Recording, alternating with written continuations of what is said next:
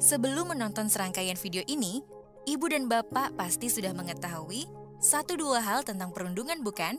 Nah, di proses belajar kali ini, kami mengajak Ibu Bapak untuk menimbang-nimbang kembali pengetahuan tersebut.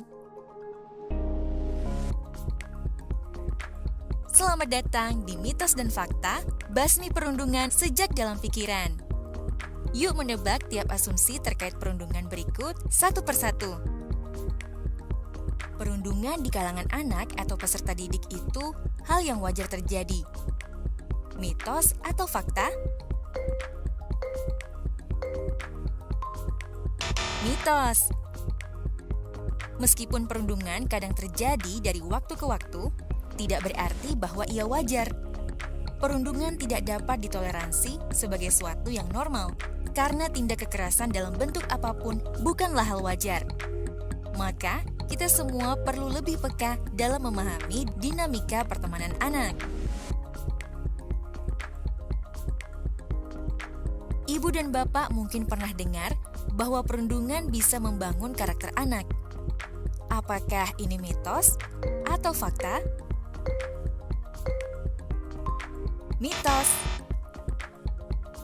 Penelitian dari King's College tahun 2014 menunjukkan bahwa perundungan melukai kesehatan psikologis korban. Dampaknya bisa bertahan hingga 40 tahun. Artinya, korban dapat tumbuh besar dengan ketakutan, kecemasan, dan atau gangguan psikologis lain yang malah menghambat potensi diri anak.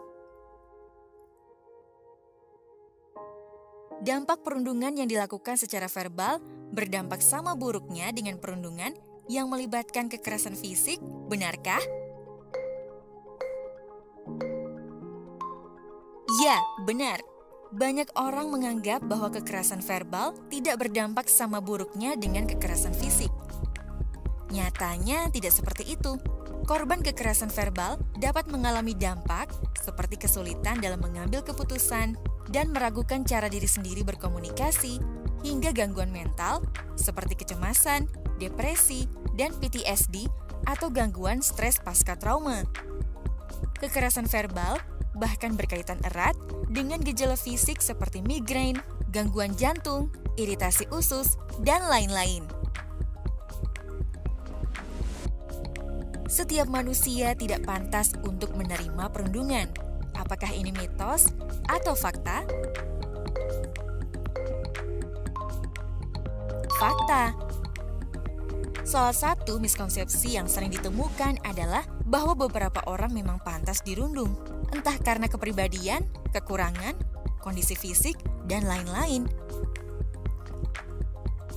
Faktanya, setiap manusia berhak untuk dihormati, diperlakukan dengan setara, dan yang paling penting, bebas dari ancaman perundungan. Perundungan sama dengan candaan atau gurauan, benarkah? Mitos. Perundungan sering dikerdilkan dengan dalih bahwa itu lelucon anak-anak belaka. Padahal, candaan seharusnya tidak menimbulkan kerugian atau menyakiti orang lain. Jika korban tidak menganggap tindakan pelaku lucu dan malah merasa dirugikan, tindakan tersebut sudah jelas adalah kekerasan. Lalu, jika dilakukan dengan sengaja untuk merendahkan, disertai ketimpangan kuasa, dan berulang, kekerasan tersebut sudah pasti adalah perundungan.